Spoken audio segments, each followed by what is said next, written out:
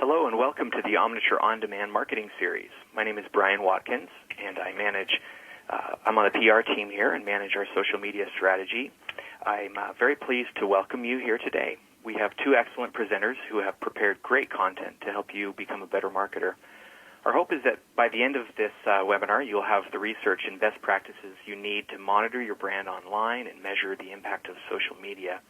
If you do have any questions about this content, you can email us at webinars@omniture.com. So Omniture has an online marketing suite where our products are grouped into a few different buckets, from visitor acquisition, conversion, online analytics, and channel analytics. Today we're going to be talking specifically about Site Catalyst and more specifically about how to measure social media within Site Catalyst.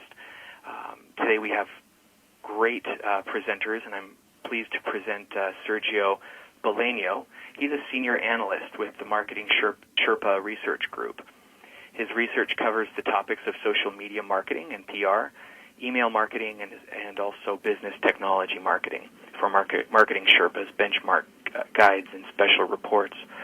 Sergio is a frequent speaker on these topics at Marketing Sherpa summits, industry conferences, and online events.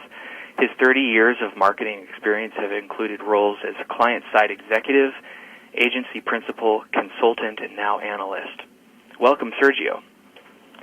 Thank you very much, Brian, and hello, Ted. And I greatly appreciate the opportunity to share some of the information that I've received from our recent social media research and benchmark guide. I'm also pleased to announce Ted McDonald is joining us. Ted McDonald manages the Web Analytics program at National Geographic in Washington, D.C.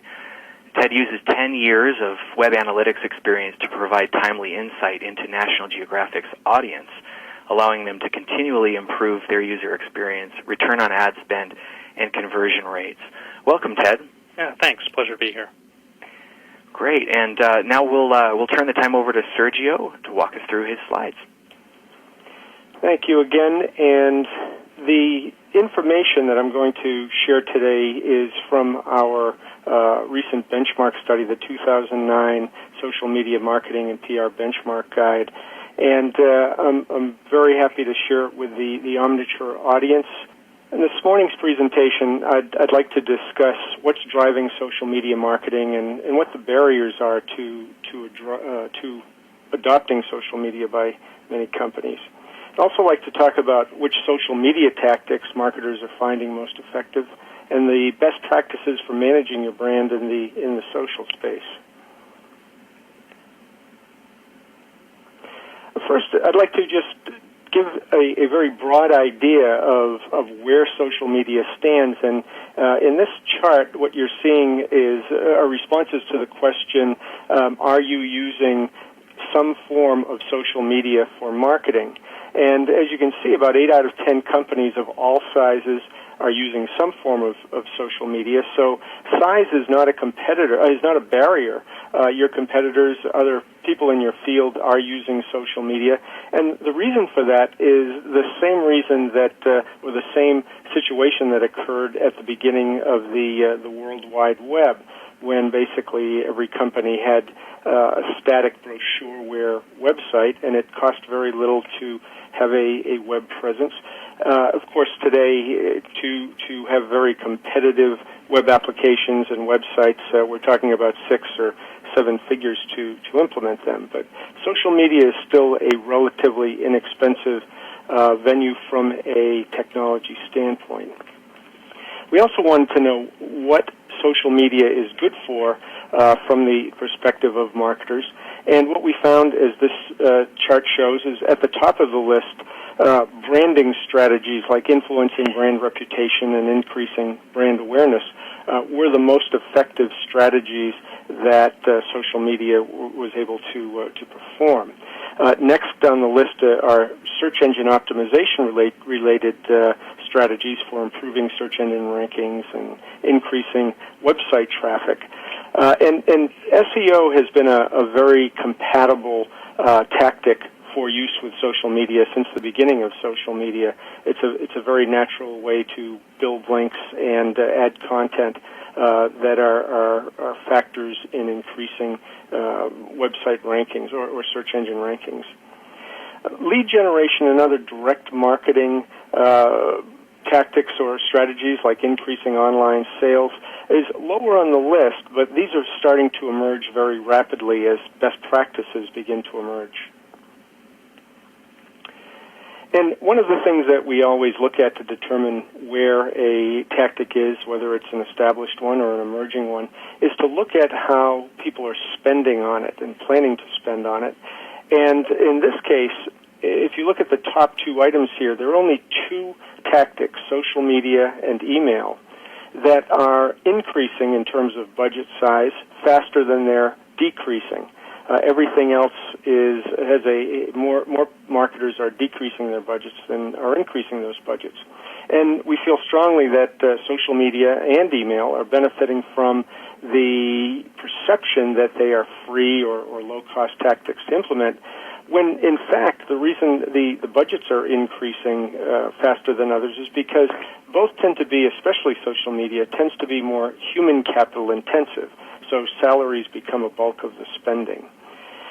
Social media and email are also beginning to integrate more. As a matter of fact, I'm working on a presentation now that is talking about email and social media integrating and how email service providers are implementing tools that recipients can use to share their emails with social media networks.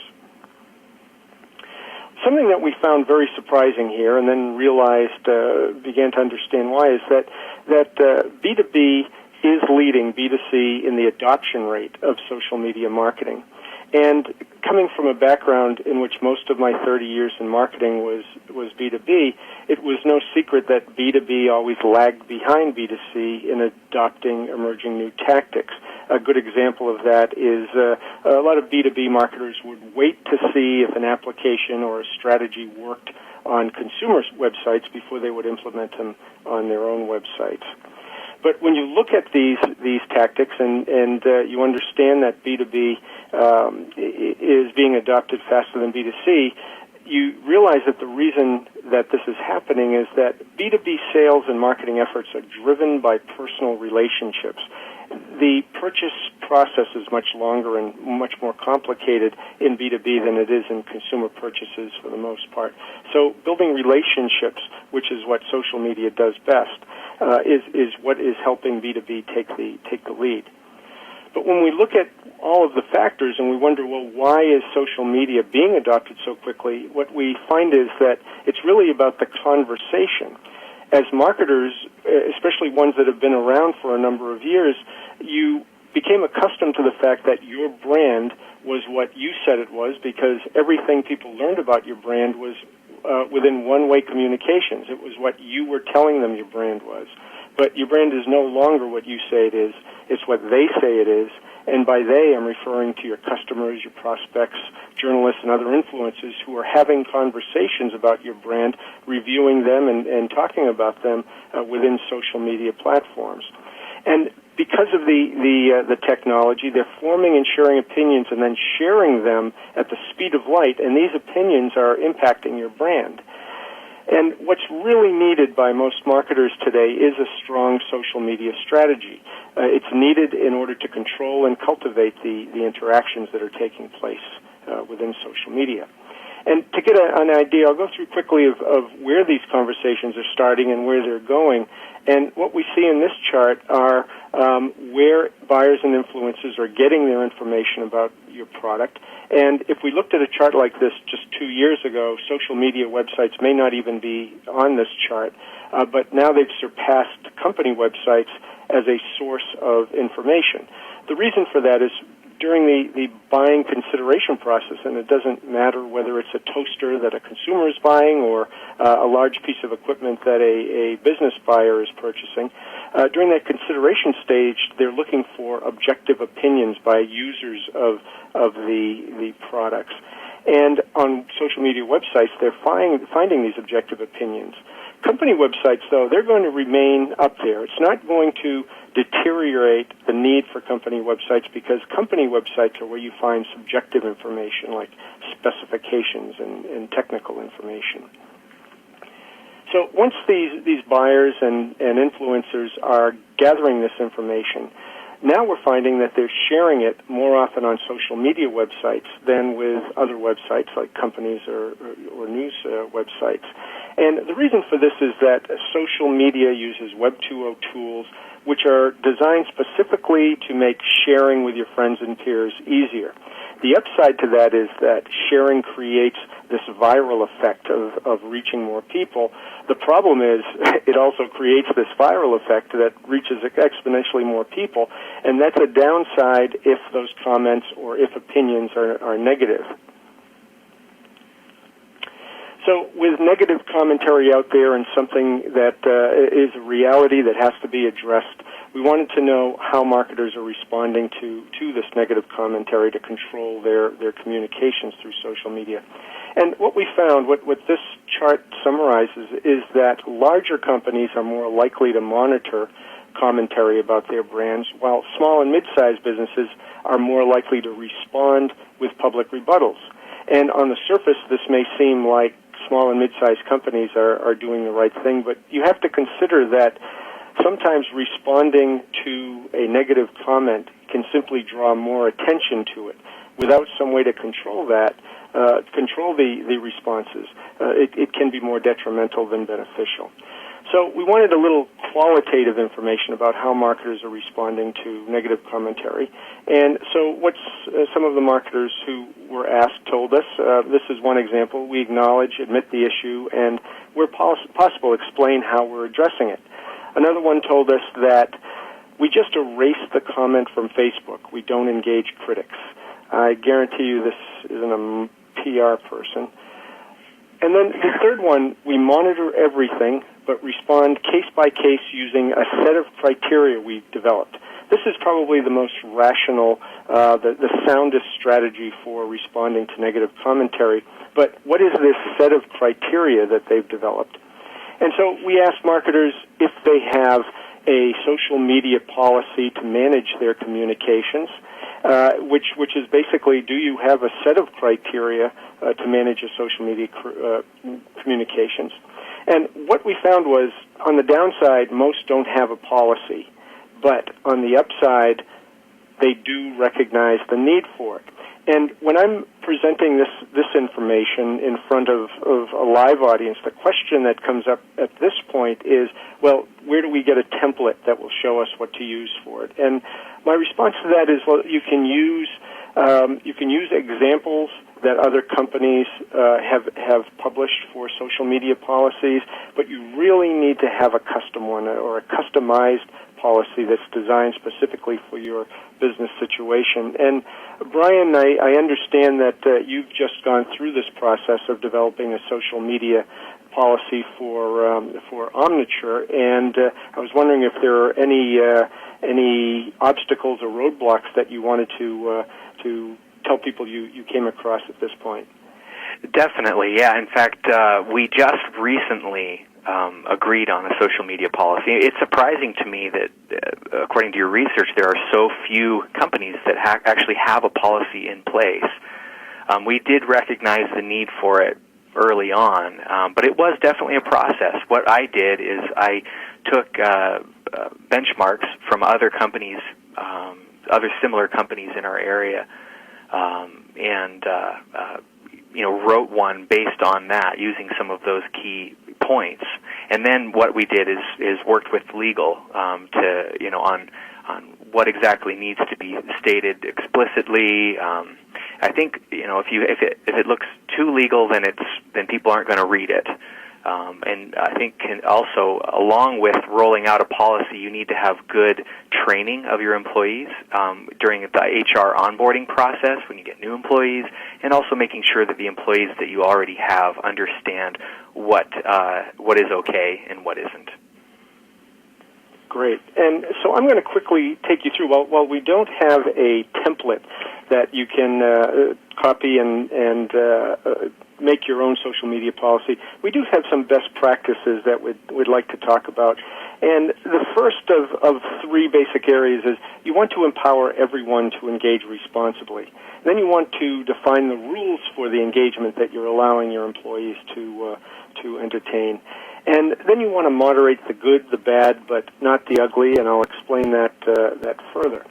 First, empowering everyone to engage responsibly. With social media, it's a matter of the more people you have, especially employees, that you have engaging with people on social media about your brands and about your company, the better it is. So you want to give employees the choice to participate and enable them in whatever way is necessary to participate. But you want to clarify with them the difference between their corporate role and their personal participation on their own personal Facebook account, for example. Next, you need defining principles of engagement, and basically this can come down to a couple of key objectives. And in most cases, you can simplify the objectives to, we're here on social media to learn and to contribute. That's what drives social media. It's not about being promotional, and it's not about selling. It's about learning and contributing. Next, you have to make sure that, and this is probably the most important, and it's probably what you've addressed very well, Brian, by taking it to legal. You want to make sure that your social media policy forces participants to comply with general business conduct policies. The same policies that apply in the office apply on social media. You don't allow employees to harass colleagues in the office, and you don't allow them to harass colleagues in the social space. Well, defining the rules of engagement, now that they're engagement, the first one is to be transparent but judicious. Make sure they're identifying themselves and that they're explaining their role and why they're commenting on the information that relates to your brand. Be very honest. It's not acceptable to be covert. That's how a lot of people thought they could get into social media, by masking themselves, but it's not a good practice. You also don't want to violate privacy or confidentiality policies. There are a lot of things that a company doesn't want said, and most of them are obvious. You also want them to write what they know about, to contribute within their own area of expertise. If they're talking about something they know nothing about, people are going to become aware of it and they're going to lose credibility. And one way you can help to control this is by explaining to employees that they're responsible for the content that they provide. So unless they want to pay the consequences, stay within their area of expertise. And they should also know that every conversation, the purpose of their being there is to add value. So they want to be a thought leader. They want to talk about things that other people aren't talking about, or talk about it in a thought-provoking way. And to remember it's a conversation, to encourage comments, and to deal with it, because a lot of marketers, again, are used to one-way communications. They're not used to having people comment about what they're saying, and that's something that takes some getting used to. When we talked about moderating the good, the bad, but not the ugly, we first have to explain that moderating is the act of reviewing and approving third-party content contributed to sites within your control. So your own company blog or your Twitter accounts or your company's Facebook page, those are within your control. And there are generally two types of commentary on a blog, for example. You have anonymous participants who are leaving content, and you have registered users.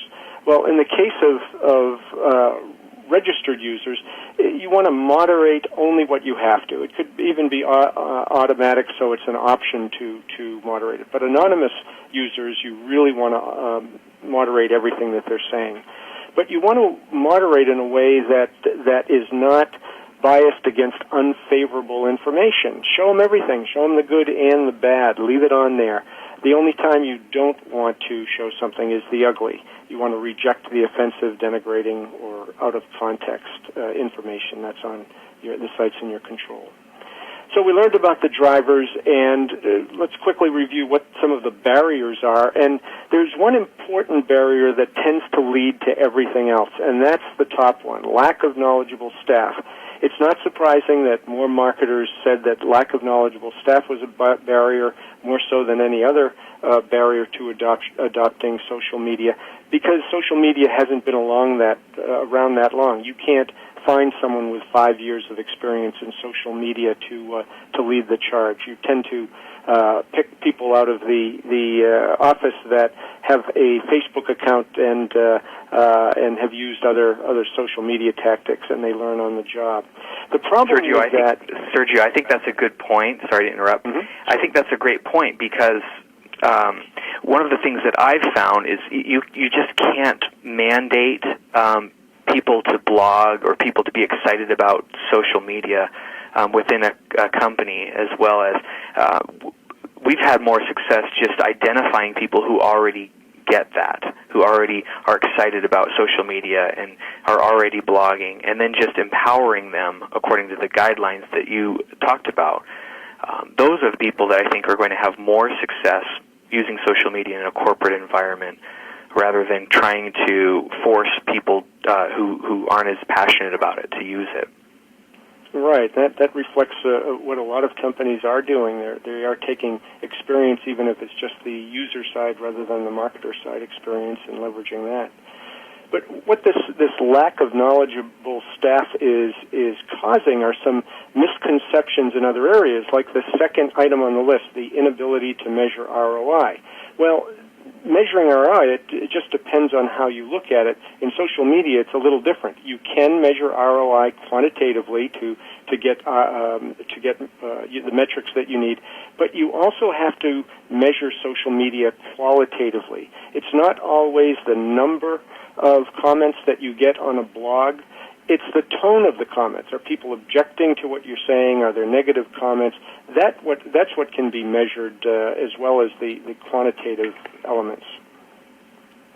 And so, one of the other things that is happening with this lack of knowledge is it's causing some misunderstandings about effectiveness, and especially that element of measurability, not being able to measure ROI. And my favorite part of this chart is at the top. Blog or social network advertising happens to be the tactic that is the most accurately measurable, but the least effective. Now, that seems more of a misconception than it does reality, because if it is only because they're selecting that, because advertising click-through rates are easily measurable. But when you go down further on the list and you look at things like blogger or online journalist relationships, where they're considered very effective but not very measurable, you start to see that, well, now there's getting to be some confusion here. We can measure some of these things, and how a lead comes from a blog and ends up on our website and is captured there. And so those are the kind of misconceptions you want to get out of the way. One of the other, just as an example of the tactics that are being missed, the opportunities that are being missed because of this lack of knowledge, are social media releases. They're an extremely effective tactic in social media. While 80% of the marketers that we surveyed in this study use some form of social media, only 20% of them were using social media releases. And they are effective, and I'm going to give you a real quick example that I learned earlier from Ted McDonald in National Geographic. Ted is going to show you a chart that shows where leads are landing, where most visitors are landing on the National Geographic site, and it has to do with their newsroom, which I went in and checked, and they're using social media release templates for their news. This is allowing them to aggregate news content in a manner that is very engaging to people on social media. It's easy for online journalists and bloggers to get information, to get videos, to get any other multimedia that they need from those sites. And it takes integration, and what we looked at was are people integrating? We know they're integrating online tactics with social media, but are they integrating offline as well? And while agencies do tend to be more likely than marketers to integrate both offline and online, we found that very few are actually integrating offline tactics only with social media. And I want to give you a quick example here of what I found as a great campaign example of integrating traditional media. On the left, you see an ad by Dentine that was in a magazine, and on the right is a YouTube from the same campaign, a commercial from the same campaign. And what they did, what's so important about this case, is that Dentine not only had an ad that referred people to see a YouTube video to increase traffic to that video, but they used a social media concept to do that. The headline, "Friend Request Accepted," as anyone who has a Facebook account knows, is something that's very recognizable. And so if you're reading that and that's capturing your attention, you're more than likely also sitting at your computer and can easily get to the video that it references on YouTube. So what this does is it takes these marketers who are used to having X number of exposures to a magazine ad are now increasing that exposure by sending people to their YouTube video, and the more people who are on the YouTube video are sharing that YouTube video and exponentially increasing the reach of their campaigns. It looks like I'm running out of time, so these next two slides are not very important, and I'm going to end my presentation and thank you very much. And if anyone does need to contact me either by email or through LinkedIn, the information is provided here. Sergio, that's great. Thank you very much. Ted, let's turn the time over to you. Okay, thank you. That was very interesting. I hope to give you a little bit more information about the impact of social media on a website from a practitioner's perspective.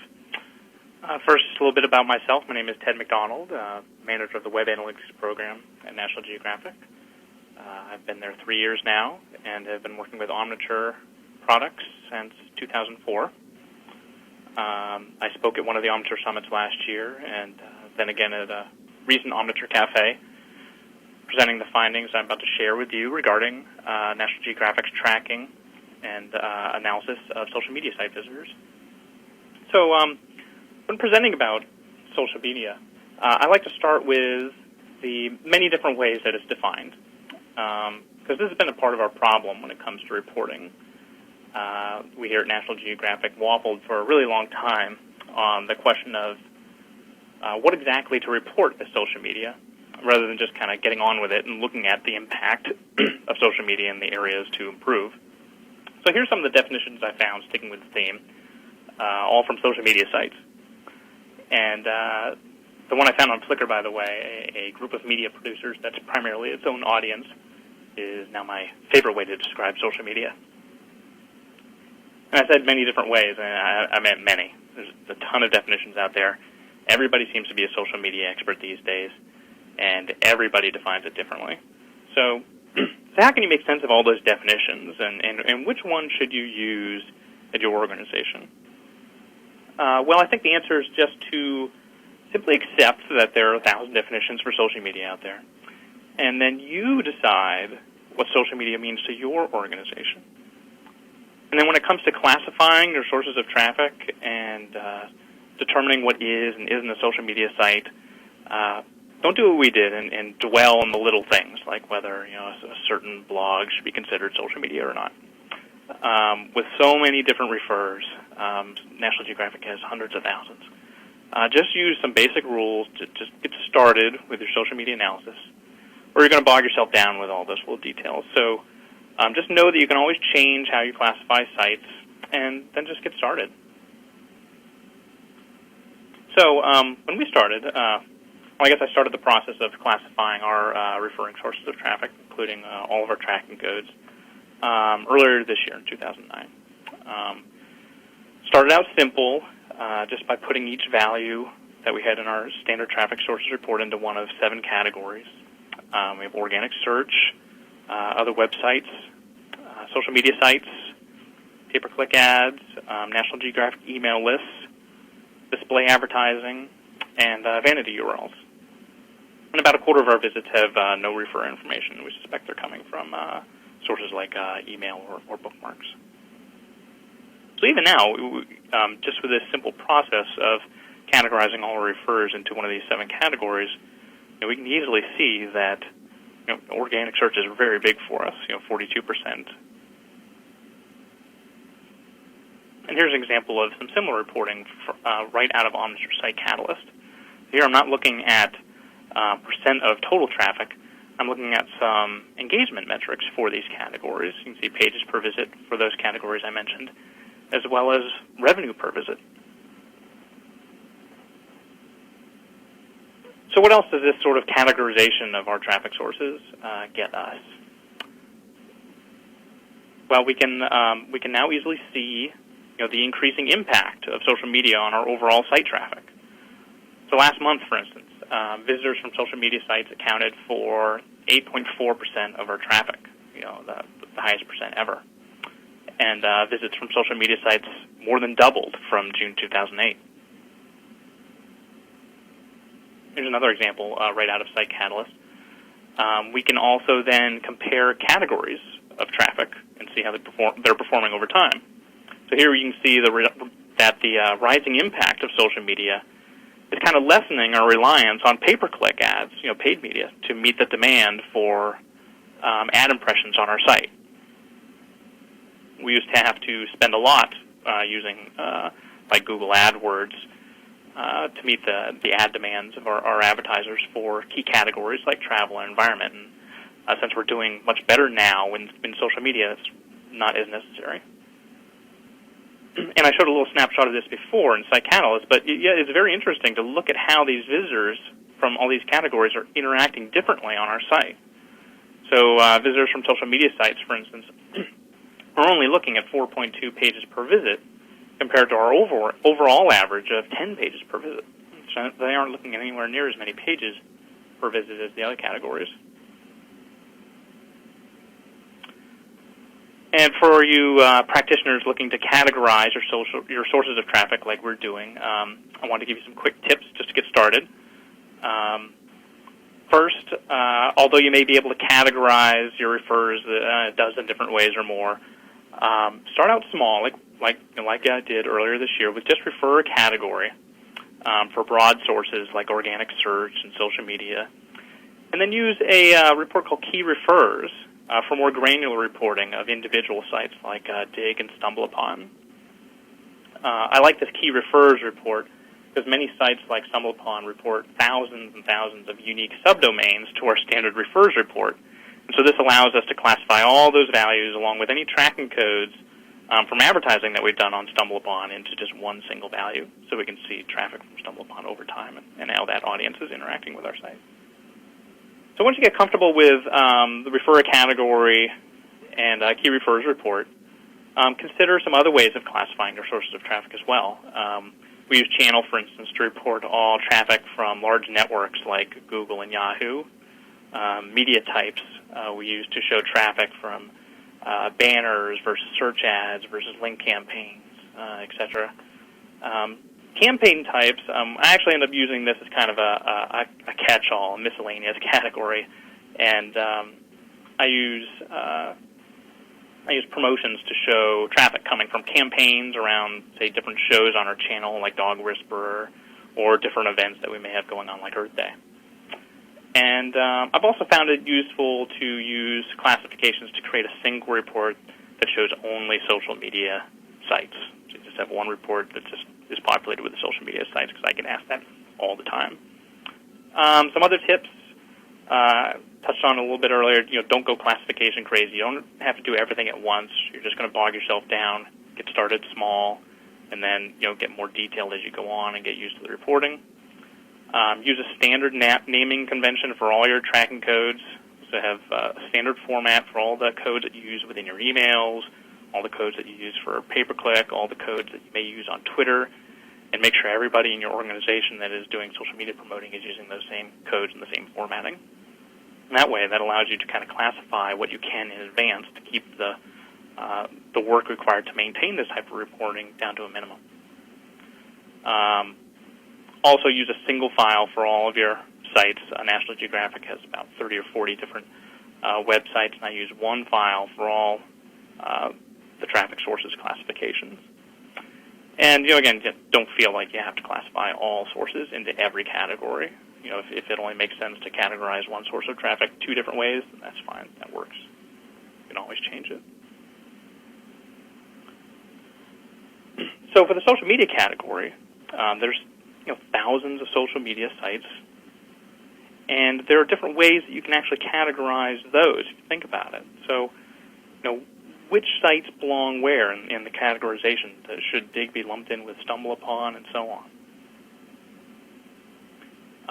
We researched this for a while, and this is actually this is posted on the president of our division's wall. I don't think he gets much use out of it because it's just kind of, like I said, overkill. So this person has classified social media into about 25 different categories. This makes reporting these categories very, very difficult, and maintaining this very difficult. We started there and quickly realized that approach was not for us.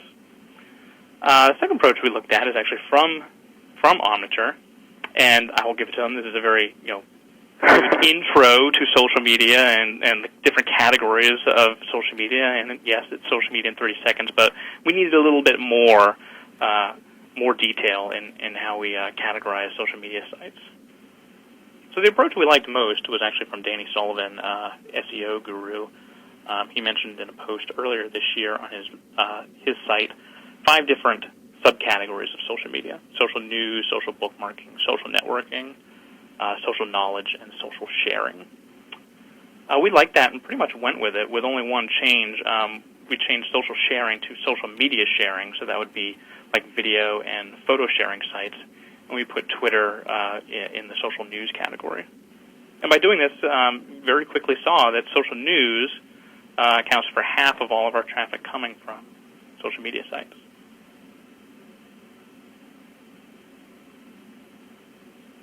So we can then apply those site catalyst reports that I was showing you earlier for refer a category, looking at organic search versus pay-per-click ads versus NG email, to these social media subcategories, and see how visitors from these subcategories are interacting on our site. So this is right out of Site Catalyst. You can see the pages per visit for these subcategories and revenue per visit for each of these subcategories. Social bookmarking doesn't do anywhere near as well as the other subcategories. Here's another way of looking at it. The average pages per visit, if you recall, on our site from social media was 4.2. Social bookmarking visitors are only looking at 1.7 pages per visit, so they're often just kind of one and done. And social media sharing sites like YouTube and Flickr, they actually are interacting with our site a good bit, only a little bit below the average of 10 pages per visit on our site. Another way of looking at it, instead of just that one snapshot in time, is seeing how these subcategories are performing on a daily basis.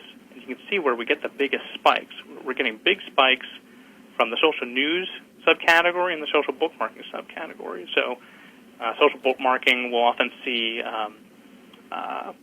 new stories make it on Stumble Upon, and we'll get spikes every now and again from that. And the social news subcategory will get big spikes to our news site from social news sites like Dig and Reddit.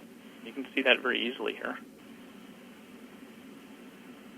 And Sergio mentioned it earlier, but over half of visits coming from the social media category are entering our website on our news section. So, and he touched on it, I think a big part of that is, all of those stories within our news section are within a social media template. It's very easy to put a story on Dig or promote it on Reddit or Stumble Upon, and there's a lot of cool photos and videos that are on our news site. So it's very popular with social media visitors. And though they don't get the traffic that the news site does, our channel and our magazine site actually do very well when it comes to page views from the social media category. Once people make it on that site, they do like what they see, and the photo albums on those sites are very easy to share and then browse through. So I wanted to show some examples of what types of content interest social media visitors. So I'm going to show you some screenshots of the most popular stories on our site that attracted the most social media visitors. And I did this just by looking at the top entry pages for the social media category. Once we categorized our traffic into those categories, social media and organic search, it was very easy to then look at the top entry pages for each of those categories. And the top one, I believe this one got us over 150,000 visits a couple months ago, was for a show on our channel site around a guy that raised a grizzly bear from a cub. And there was a photo gallery on this show's site that had 25 photos in it. This made it on dig.com, and almost every single one of those visitors from dig.com, over 100,000, looked at every single one of those photos. I'd never seen anything like it, but they're all full of fantastic photos like this. Bear in a swimming pool, bear at a dining room table, guy with a crazy beard, really great photos. Another one, fish with a transparent head, another crazy photo. This is off our news site. This is actually interesting. This is a story from April 2002, so it's over 7 years old, but it's an example of how it doesn't really matter, I guess, to visitors from social media. If they see a cool photo or a cool story, they're going to share it regardless of how old it is. Some more photos. This is from our magazine site, Frozen Baby Mammoth Unearthed. Liquid water recently seen on Mars, the story goes. This is, again, off our news site. Another one off our news site. And again, off our news site. And this is actually, this was a very popular photo from that made it on dig.com. So what is the, what's the theme there? Well, by looking at all those top stories and then doing some more back-end analysis, it became clear that photos were a key driver when it came to attracting traffic from the social media category. In fact, visitors from social media are twice as likely to land on a photo page on our site than the average visitor is. So 42% of all visitors coming from social media are landing on a photo page, compared to only 21% of all other visitors. Ted, are you seeing that a lot of those photos that people are submitting to sites like Dig are just submitted by users, or are they actually campaigns that you are internally doing with campaign tracking? They are almost all users. We have people here, even in our photography department, that have accounts on Dig and Reddit, and they do submit stories. But I think, as a lot of you know, sites like those are powered a lot by power users, and who have a lot of friends associated with their account. And so, and so the stories that we submit often aren't very successful.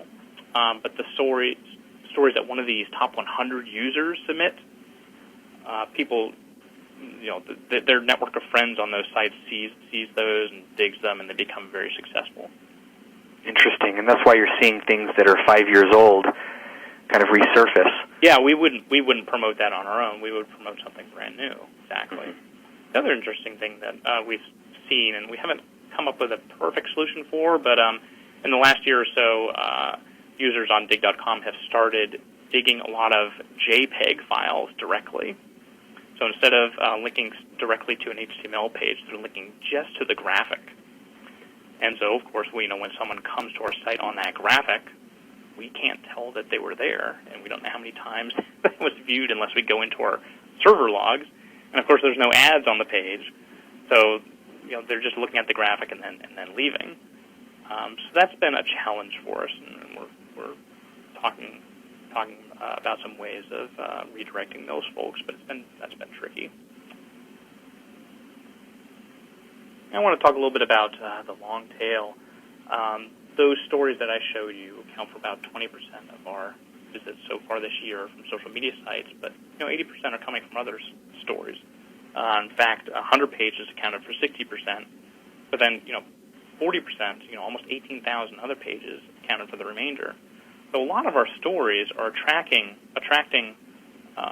visitors from these social media sites, they just might not have the big spikes that those first 10 had. I also want to talk briefly about the popularity of social networks internationally.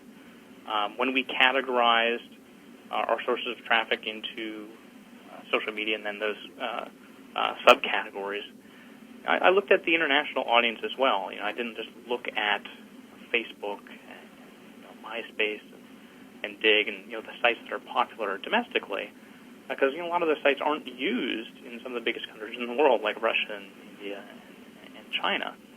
So we did some research on our end to make sure that we were classifying the popular social networks around the world, and so that the social media reporting that we have available now inside Catalyst accounts for those as well.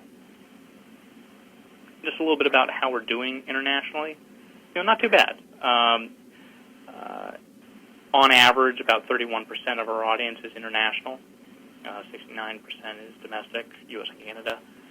And social media is a little bit behind that, but not too far off. So 26% of visitors coming from the social media category are international. So a little room for improvement there, but we're not too far off the average. And, of course, the big question. As traffic from social media is increasing, we get more and more questions about revenue potential, and is this making us money, these big spikes that we're getting. And we've been able to come close to answering that. So this particular slide here, the column on the left shows that an average visitor to our site and their average propensity to, say, order either something from our online store or a subscription online, or their value to us in terms of ad impressions. I can then compare this index to the other categories of traffic, sources of traffic. Organic search, for instance, slightly below average. Pay-per-click ads, way above average. They're 5 times more likely to order from us, for instance, than the average visitor, which makes sense. We're sending people directly to subscription forums or the online store. Then social media there is in the middle, and the average visitor on our site is actually 20 times more likely to purchase something on our site than someone coming from social media, which seems to gel with what Sergio was saying. I believe he said that 13% only use social media for online sales in his slide that said, what's it good for? And those social media subcategories that we created, we can then run that same index analysis on those as well and see that social news and social bookmarking, don't expect them, those visits to generate any orders for you, at least right away. So the average visitor for us is 50 times more likely to order something on our site than visitors coming from social news sites like Dig or Reddit, or social bookmarking sites like StumbleUpon or Delicious. And we can break it down even further.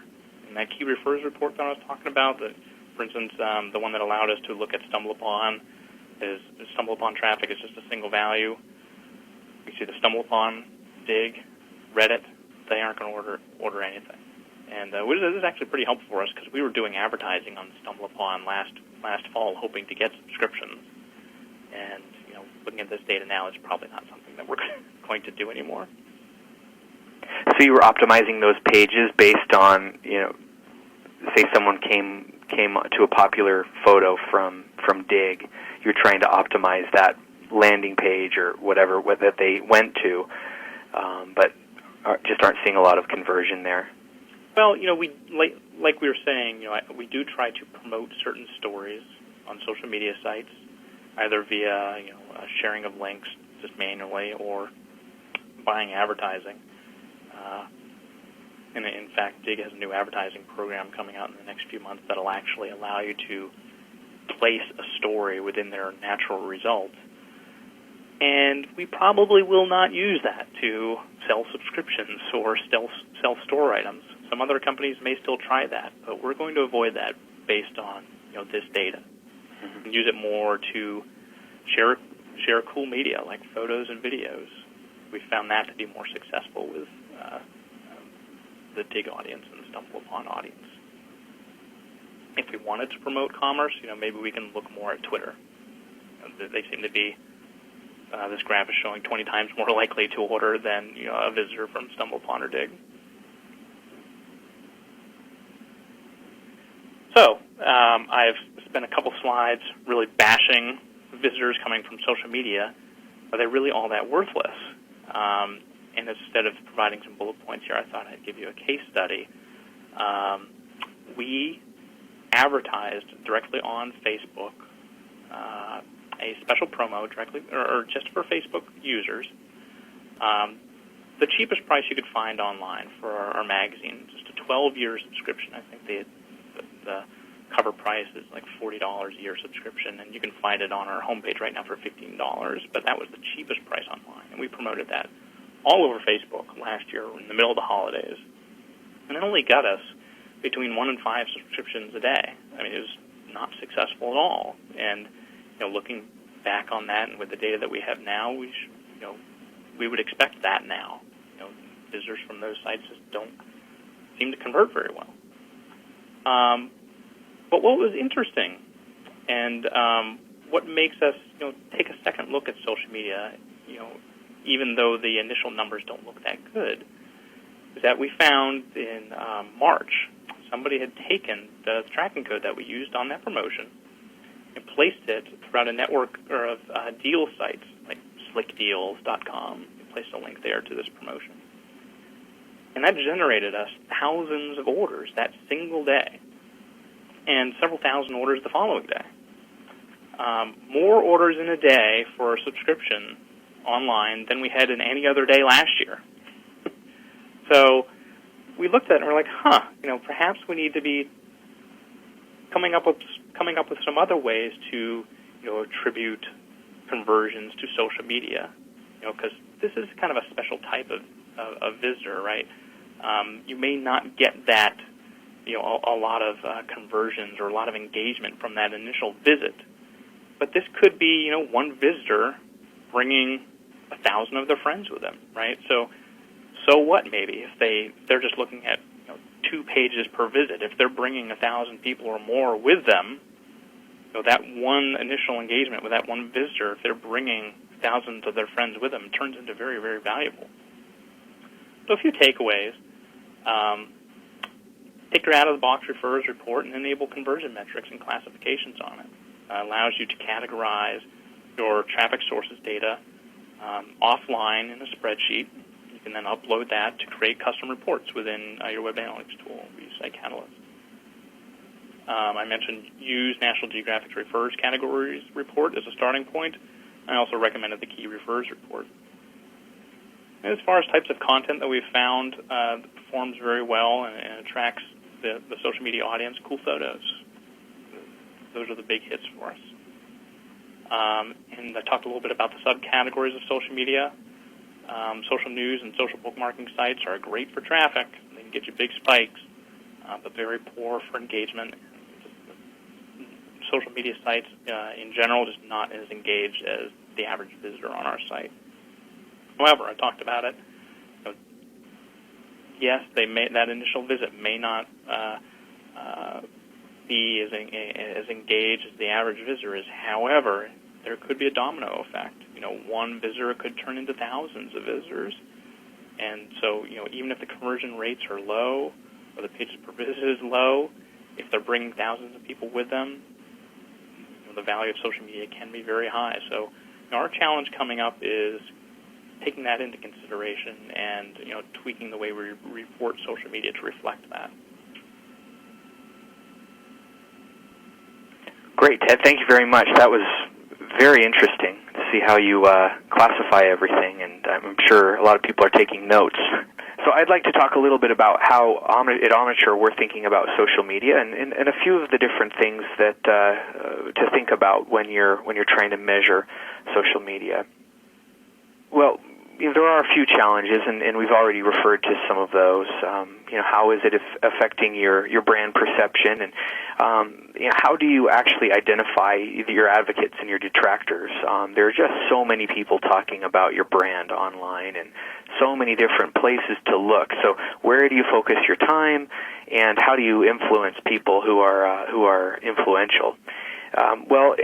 we've also seen a lot of companies that are doing a great job at using social media to even do to do customer service, or listen to their customers for direct feedback in in product development. Well, we've been spending a lot of time focusing on Twitter lately, and you can see it's grown so fast. And even since this graph, a lot of celebrities have discovered it, and it's really become mainstream. But Forrester even has identified Twitter as uniquely valuable to marketers because it's so interactive and so immediate. You can get real-time feedback. One of the first things that they recommend doing is making sure that you secure your brand identity on Twitter, get a Twitter account, and just start listening to what people are saying about you. So another thing that you can do is identify in real time the issues people are having. If you're a software company, we've for example use it to monitor what people are saying about us and identify issues that people are having, and it's a great way to step in real time and help people out. It's also a great way to promote products and expertise and establish thought leadership. And also, like I said before, getting direct feedback from your customers, which is very valuable. We actually announced earlier this year an integration with Site Catalyst and Twitter, where we use the Twitter API to pull in data into Site Catalyst, and marketers are using it to filter for specific keywords that they're monitoring. Also, setting up notifications that go automatically to different stakeholders within the organization. And they don't actually have to be on Twitter search all the time. The nice thing is it's pulling all of the data into one place, and it's the place where marketers are already looking, where they're already measuring their online traffic. So you can, the last example here, you're even classifying people who are sending tweets as whatever you would like, a detractor, an advocate, or a neutral tweet. One of the other things that we announced recently is a Facebook app measurement. A lot of marketers are using apps within Facebook to promote content because it's a great way to spread for content to spread virally.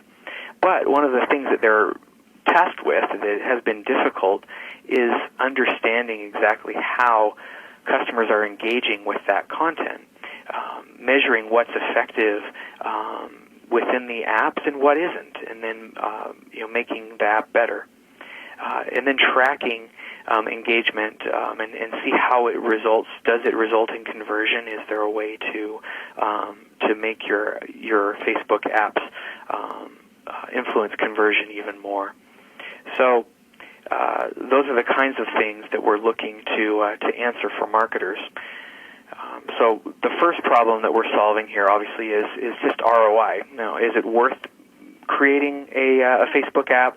All the time that we spend in putting one together, it basically is going to empower marketers to measure the impact of these campaigns. You're looking at adoption, social activity, and loyalty and brand awareness in Site Catalyst, where you're already tracking your other online metrics. And then also, you're uncovering a relationship between the app, Facebook app usage, and also conversion via other online channels. So you're looking at a single version of the truth. So how are people converting on mobile or email or on your website compared to social media?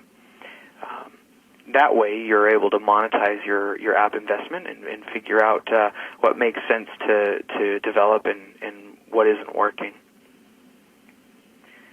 So here's an example. Say a media company, this one's called Media Universe, is creating a Facebook app to allow their users to engage with content. You can run a few different reports within Site Catalyst to take a look at what's working. Here, for example, is an app sections report where you're looking at what sections of the app are receiving the most page views. This one, for example, video is very popular. You can see here, and video of celebrities. So you might want to optimize your app to take advantage of that information. You can also see which apps are, how your apps are doing, how many people are inviting other Facebook users to use them, and how quickly it's spreading. And then a typical application conversion funnel here. You can even see, where from in-app product searches down through click-throughs and checkouts, and how many orders that generates in revenue.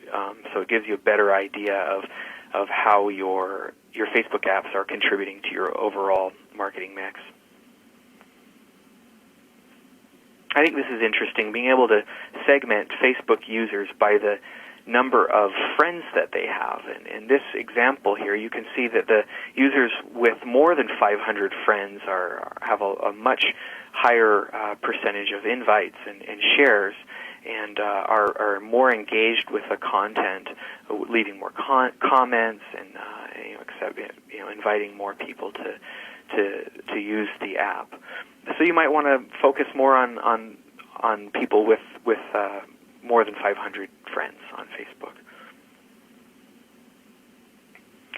And just like Ted showed earlier, you should break down your different social media sources, and take a look at how it's contributing to your overall marketing mix. Compared to direct visits to your website or email, you can see social media in this example is contributing to your bottom line, and then you can even look at it further and identify which is it blogs that you should focus on, or a message board in particular. But it is important to understand where you should focus your energy with regard to social media. So that is the presentation. If you have any questions, be sure to follow up with us at webinars@omniture.com. But for Sergio and Ted, I'd like to thank you all for joining us today.